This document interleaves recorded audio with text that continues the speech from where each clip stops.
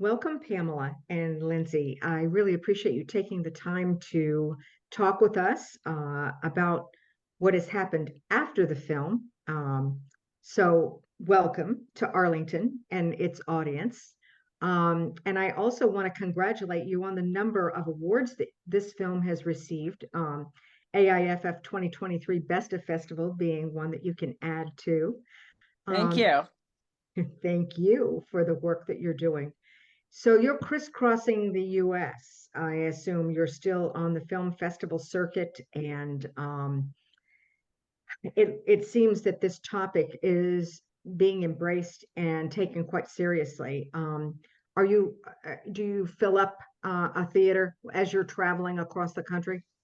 To be honest, our film has been crisscrossing the country, but we have not as much. The amount of time and money it takes to attend the film festivals is big. So we're finding that we can send the film to various places, and it's getting.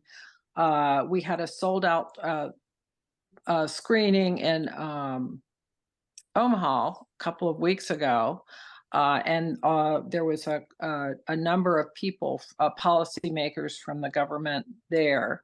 So that was great. But we've been doing that kind of thing for the last, pretty much for the last 8 or 9, 10 months, I guess.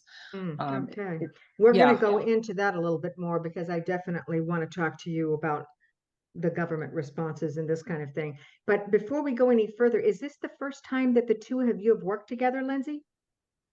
No, we actually I worked with Pam on her first film that she directed. That was the first film that I actually worked on.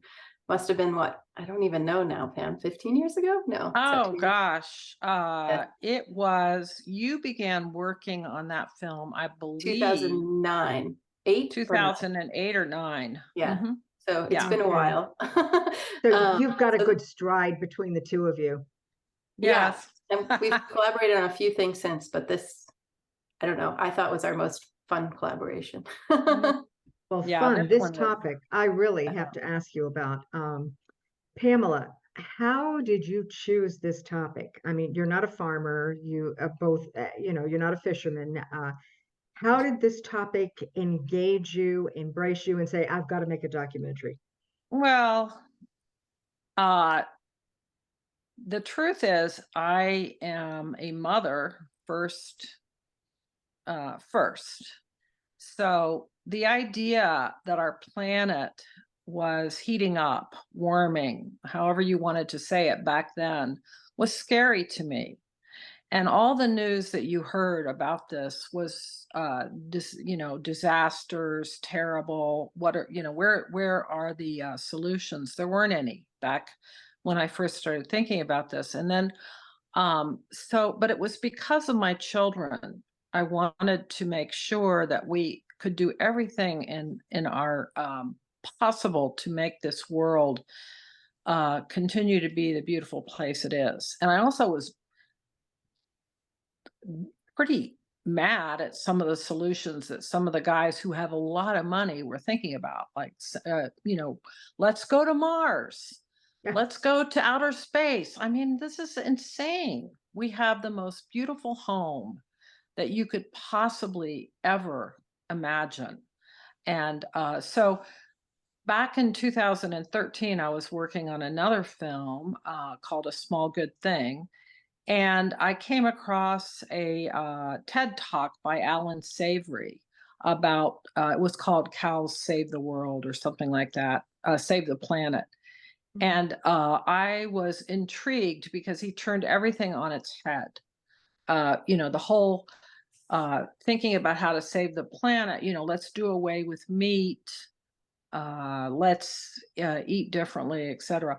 And instead, he was saying, no, we're finding instead that we need more cattle to munch the grasses and move on. And he was interesting and extremely controversial at the time.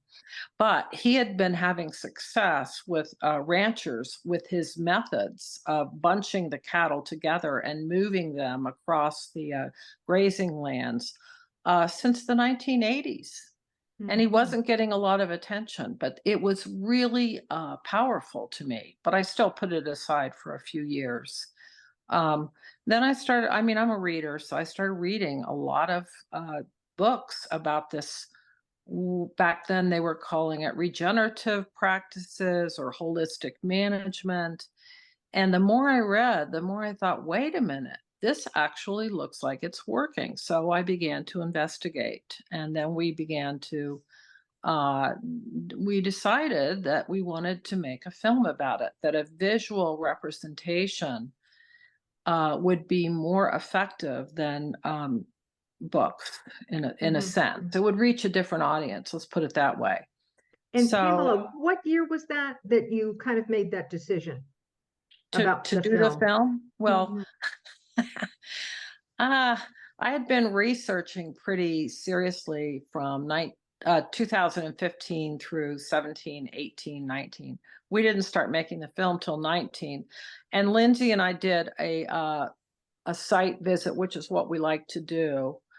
We went to meet with Alejandro Carrillo in the Chihuahuan Desert in Mexico, Oh, the and rancher. the rancher Okay. who not only increased his herd size, he tripled it during the time we met him till the film was made, but he also brought back grasses in an area that had been considered desert. Mhm. It was Mhm. fascinating. Mhm. But it was a really hard trip because he's in the middle of nowhere. It was, I think it was, we had to fly to Chihuahua or I can't remember where we even flew to. Don't ask. And then it was another 4 or 5 hour drive in his pickup truck. It was in the middle of nowhere. And I spent the whole trip with him. He's wonderful. We loved him, but I couldn't sleep. And so I got back from that trip, and I'll be dead honest here. I called Lindsay a few days later and I said, I just don't think I can make this move. It's, and she was like, oh, okay. Just too physically demanding, right? It was too physically demanding, and Okay. making a movie is a extraordinary. It takes a lot of resources. Mhm. But what changed my mind was I got a little bit more sleep. And I Lindsay, how had did she talk you into doing this? Not that trip to Chihuahua, I'm sure. No, I uh mean, I think Pam and I, my recollection of when the sort of genesis story of this film was, Pam had been researching regenerative agriculture, and we were on horseback in uh, Jackson, Wyoming, and we were just having a chat, as you do when you're riding horses next to each other, and she just, fell in love with the fact that this was a space where scientists and farmers and ranchers were coming together on a solution that was really working. And that idea had been really interesting to me in the vertical ocean farming space. Like, I had always wanted to make a film about Bren Smith.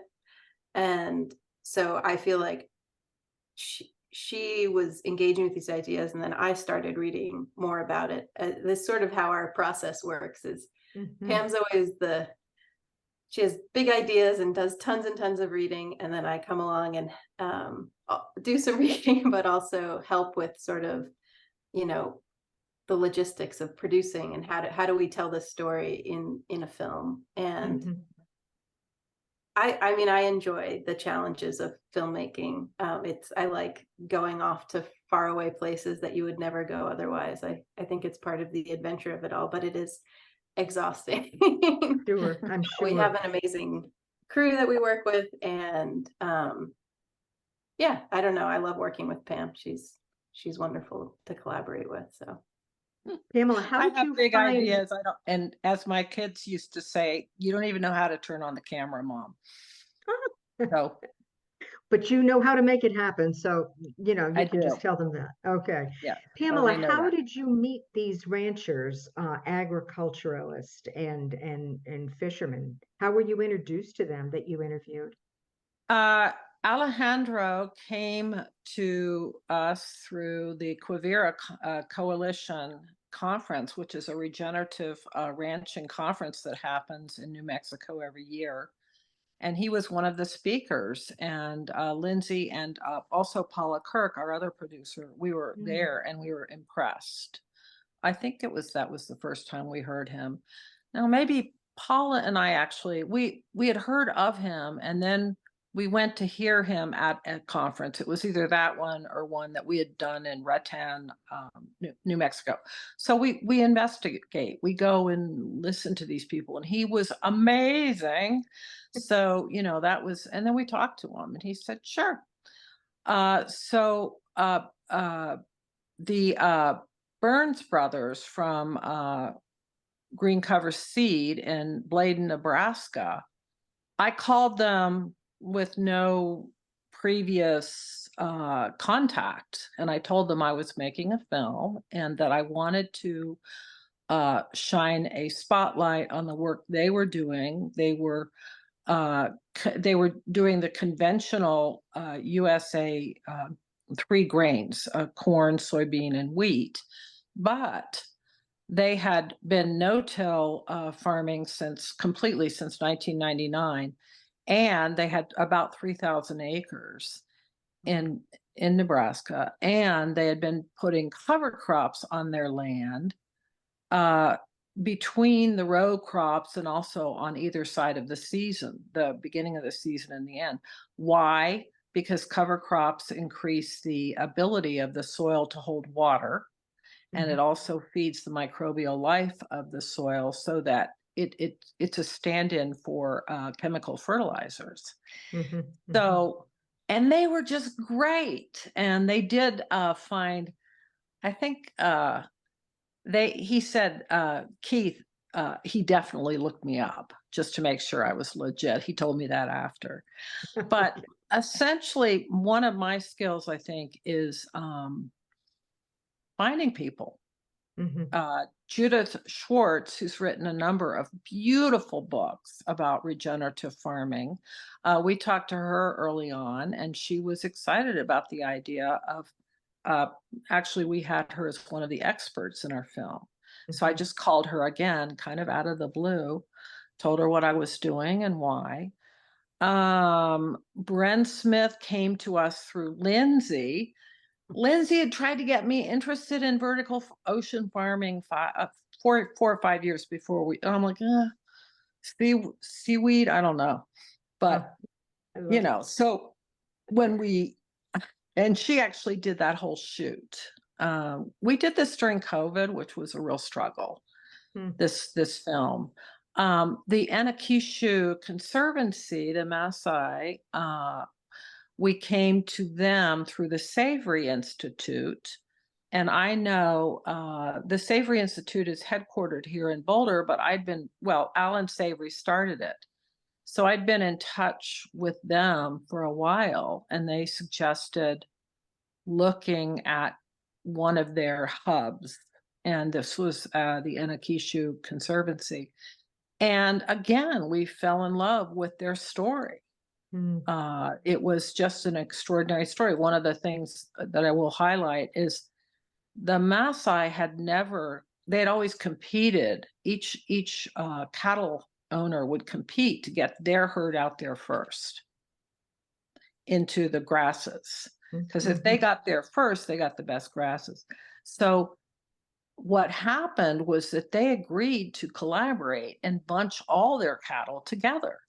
Now, if you're a cattleman, either in the US or on the Maasai, that's unheard of.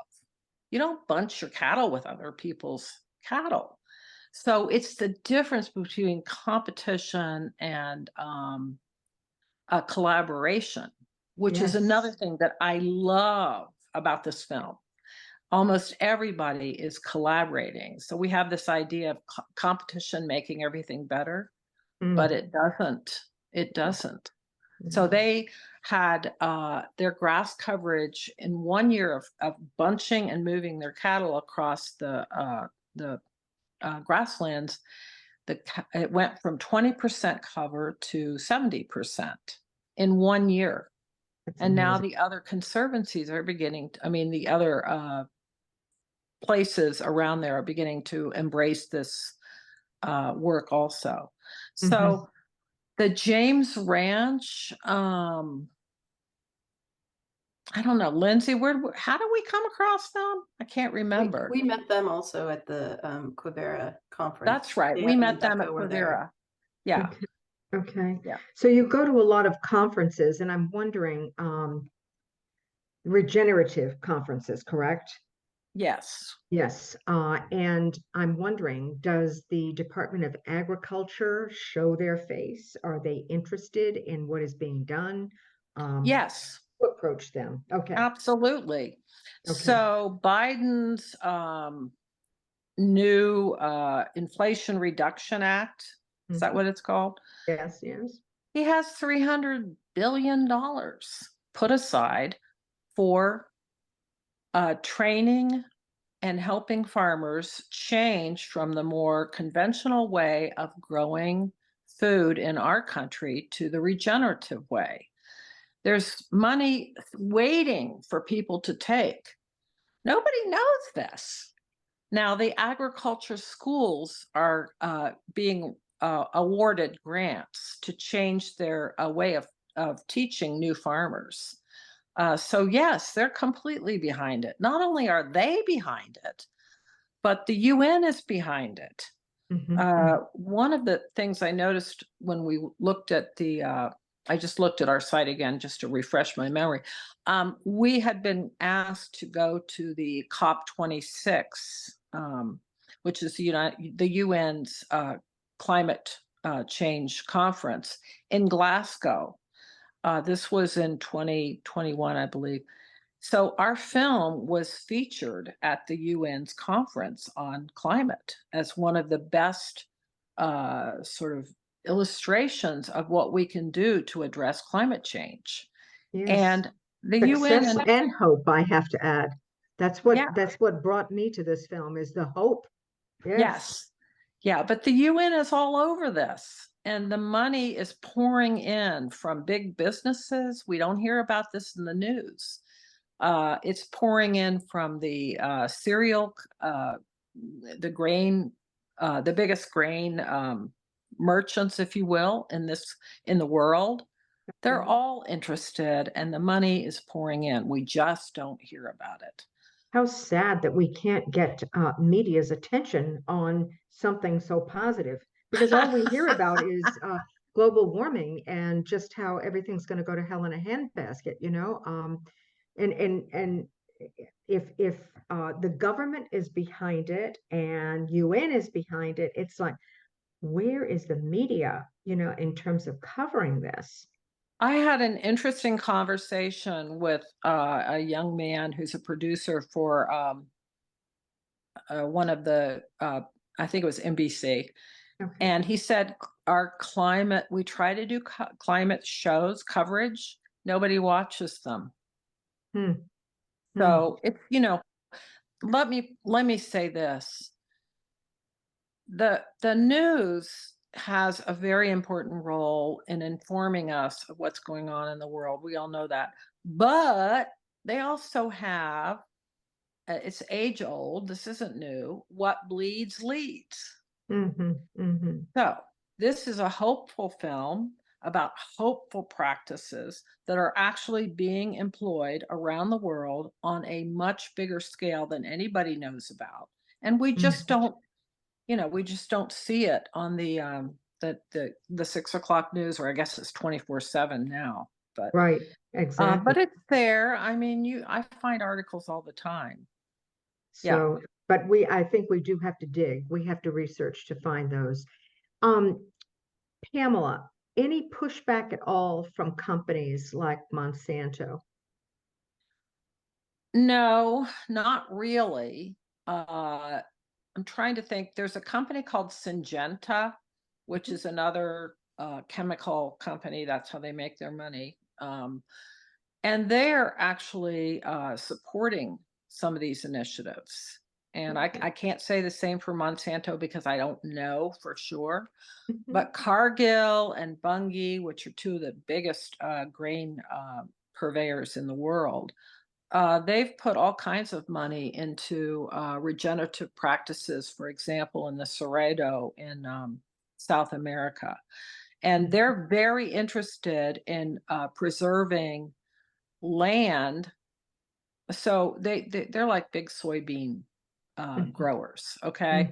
But they the story we get told about the big companies is always less nuanced than actually is happening. Those companies, it's in their interest because their stockholders are demanding it, and also because they're already seeing the limits to the ability to keep growing soybeans, for example. So they're completely behind it. They've put hundreds of millions of dollars into preserving the rainforests by doing regenerative practices. In other words, the land can be more fertile where they are currently growing those crops rather than flash and burning, which has been so, we get a less, and that's probably why the news doesn't like it. We like black and white, right? Right. And life is rarely like that. Yeah. Lindsay, you are in Jamestown, Rhode Island, right on the coast. And as Pamela said, you were very much interested in talking about agriculture in the water, the fishing industry. What do you know? Did you know anyone personally that was farming in the water like this to get your interest, or was it more research and reading? So I read a New Yorker article about Bren Smith and vertical ocean farming. I think it was 2014. And actually did contact him then. He was doing a collaboration with Patagonia, and I was just curious. So I didn't meet with him in person, but I had been in touch with him. And then I worked on a food show called Ugly Delicious with Chef David Chang and Peter Meehan, who was one of very involved in that show. He had collaborated with Bren on something. So I feel like it was like the third time was the charm in finding this film. So I didn't know Bren personally, but I had been very interested in his work and following it and, being loosely in touch with him. And then once we decided, it was actually because of COVID and we needed to shoot, we had some shoots planned for the spring. COVID hit right as we were flying back from Kenya on that shoot. And we had a few spring shoots planned that would have required quite a bit of travel. And because I was able to drive and shoot outside or in very open spaces, we were able to shoot with Bren during COVID. And it was great because I think it really adds a dimension to the film that's wonderful. And I think a lot of people just enjoy seeing how this is possible and how much they're learning from land-based practices and just sort of adapting them to the water. And then subsequent to making the film, I have met more people here locally that there's a lot of oyster farming here in Rhode Island. But people are starting to grow kelp and other crops as well. So. And this is around the world, this practice that's happening now? Yeah, Bren is working, with people around the world. He's very involved with indigenous communities in Alaska and working on the coast there, but also people around the world are interested in his vertical ocean farming. He has more interest than he can personally address. I think he said at one point, and Lindsay's more familiar with this story than me, she actually did the whole shoot because I was in Colorado and couldn't travel. So, this is a true collaboration, this film. But Lindsay, didn't he say that he had inquiries from almost every country that had any kind of ocean? Yeah. And they've Yeah. started creating a lot of materials to be able to educate people online about how to do these practices themselves, so that they aren't having to teach people one-off. And Mhm. yeah, it's great. I haven't checked in super recently about how much it's expanded, but it's ever expanding their work. Yeah. So after you both have finished the films, I know Pamela, you were supposed to be out in Santa Fe, I believe, for a regenerative concert during uh, our festival here, and partly why you can't attend. So Yes, I'm do going. you, okay, yes. And do you both intend to kind of keep going with attending these conferences here in the US and around the world in order to promote these ideas? I say the ideas because it seems to me that it's not the film you're promoting. You're promoting these ideas about how we can save the planet. We are. I'm very involved with the Nature Conservancy. We've partnered with them to have their members and also their staff around the world have seen the film, and they've been very interested. They also were in the film. The head of Fresh Water Worldwide is one of our experts, and he's also a friend of mine. I mean, through the film we become friends, but they are doing amazing work around the world on every continent to demonstrate in a large way how this works for governments again, and for you know, people who want to both private and the public sector. So Mhm. they have what they call foodscapes in India, in South America, and I think they're going to do it in Mongolia too. But anyway, they're going to be on 9 continents, and they've already started this. So I'm involved with them pretty closely. And we share information about what I'm finding, and they use my film on occasion to show other people how this works. We're both very involved with the Savory Institute, which is mostly cattle and grasses. I'm Mhm. love the Savory Institute. They have 50 hubs that teach people around the world how to do this. And they've been doing it for a while quietly, but now this is becoming really important. I mean, even more important. Mhm. So we're close to them. And yes, I'm probably more interested in getting the ideas out than the film. The film's important, but what we're now doing is realizing um, the film's on a number of platforms. People have seen it. We're getting it out there. We don't have solid numbers right now, but it's on Apple, it's on Prime Video, it's on Hulu, it's on a bunch of platforms. But what we're also seeing is people want to find out about these practices in smaller bites. So Mhm. Lindsay is heading up with our brilliant social media person to do short videos on our site. Lindsay, you could speak more to that.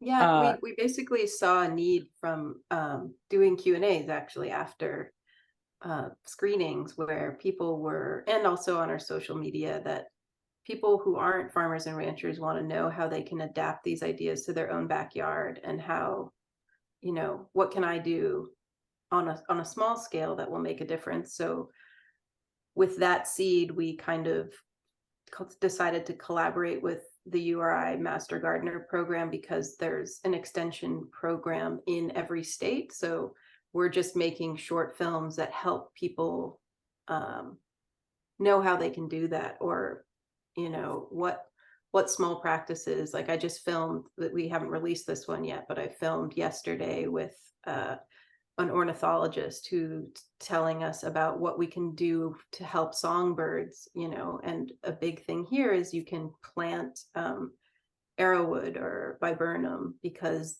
birds need berries in the fall to make the migration. Like, they need that superfood. Mm. And so that's a simple thing. You can plant viburnum in your Yes. backyard.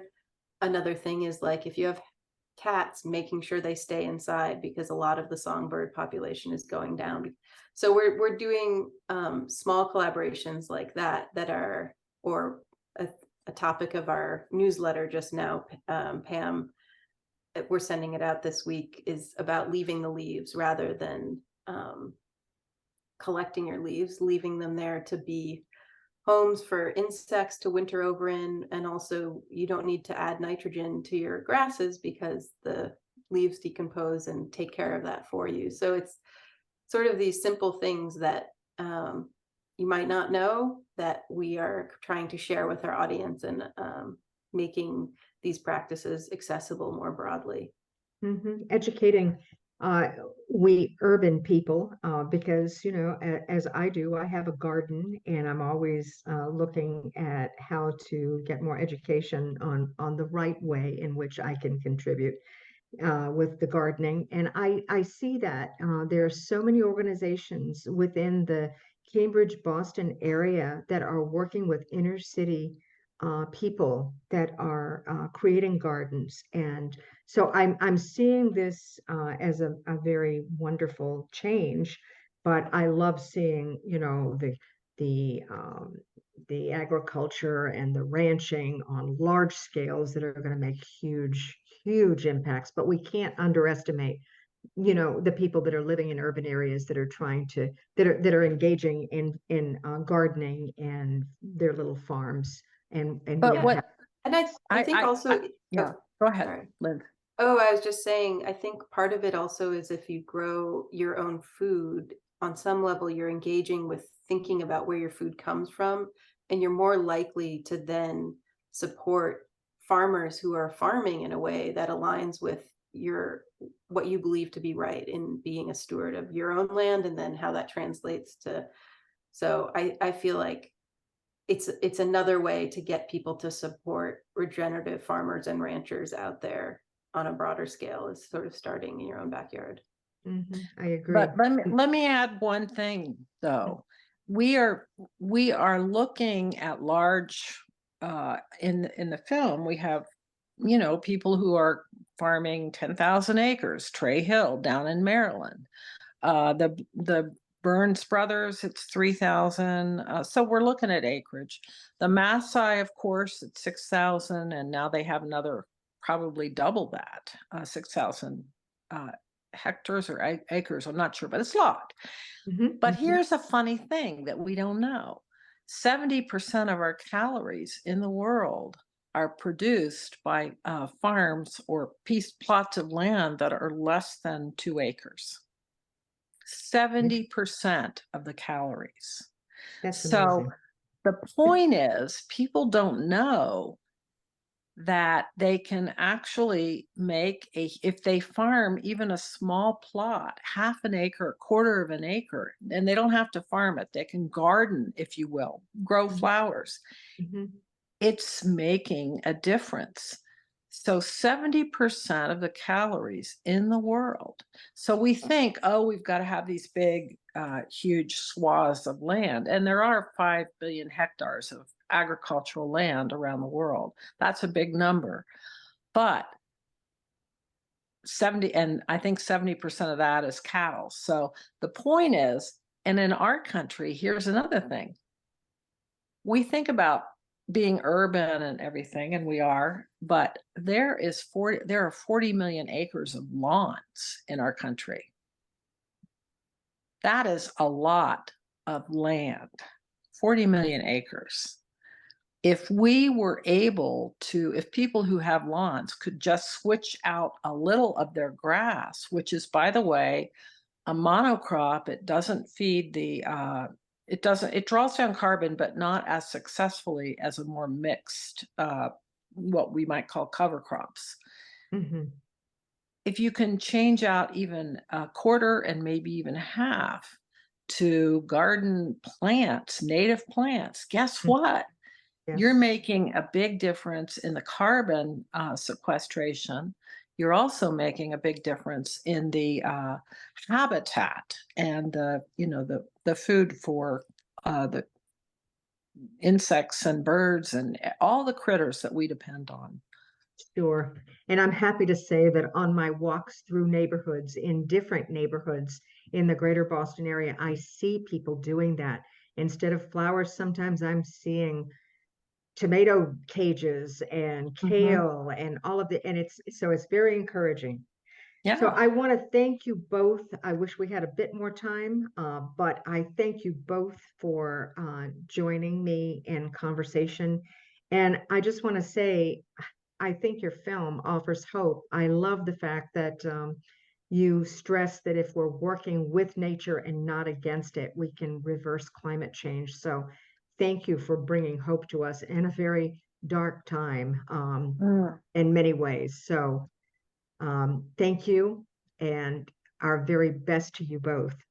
Thank you so much. And we love doing interviews. So this is great. Really love it. Thank you. Thanks so Thank much. you, Okay. Lindsay. All right. Good night. Good night. Night. Thank you.